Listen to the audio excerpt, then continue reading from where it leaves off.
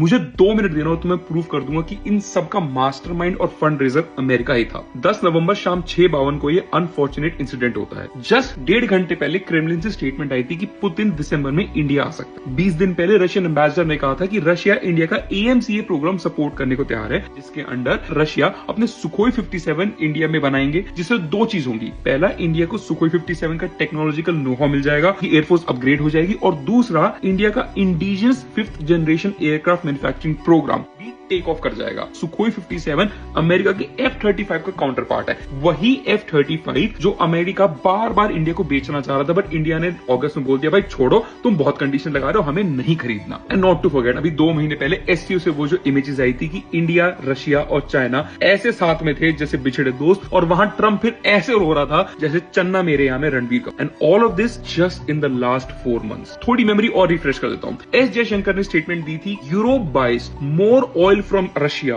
In just 1 afternoon than India does in an entire month. तुम्हें लगता है कि वो सिर्फ एक मीम मटेरियल बन के रह गया होगा और उससे वेस्टर्न पावर्स को मिर्ची नहीं लगी होगी कि ये देश जो एक जनरेशन पहले तक हर नेचुरल डिजास्टर में आके हमसे भीख मांगता था, वो आज इतना पॉलिटिकल, इकोनॉमिक और डिप्लोमेटिक वेट रखता है कि हमारी आंख में आंखें डाल के बात कर सकता है। And don't you think America will do everything in its power to stop India, because this is what they want. India grow तो करे ताकि उनकी कंपनीज के लिए अच्छी मार्केट बने, बट इतना ग्रो ना करे कि वो दूसरा चाइना बन जाए। सो वो साम दाम दंड भेंट सब लगाने जब इंडिया उनके हिसाब से अपने घुटने नहीं टेक रहा। पहला, इकोनॉमिक सैंक्शंस। भाई इकोनॉमिक सैंक्शंस के अराउंड तो रशिया ने मास्टरी कर ली है। कैसे उनके अराउंड अपनी इकोनॉमी चलानी है? भाई 2014 में जब सैंक्शन लगे थे, कंपेयर टू आज रशियन रूबल ज्यादा स्ट्रेंथन है, तो इकोनॉमिक्स तो नहीं वर्क कर रही। सो दूसरा, पॉलिटिकल क्योस, कंप्लीट इंस्टेबिलिटी। कुछ दिनों पहले दिल्ली पुलिस ने सुप्रीम कोर्ट में एक एफिडेविट फाइल किया कि 2020 में जो दिल्ली नॉर्थ ईस्ट में राइट्स हुए थे, उसके पीछे इंटरनेशनल कॉन्स्पिरेसी थी। What do you think that was?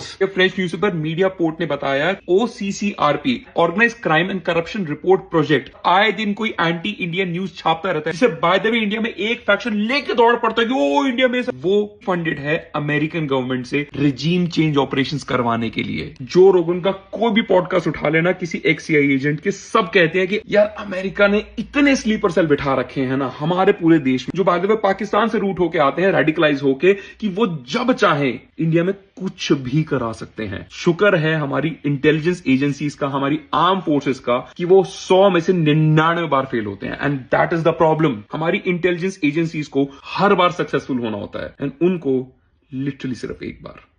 यही हुआ था कल।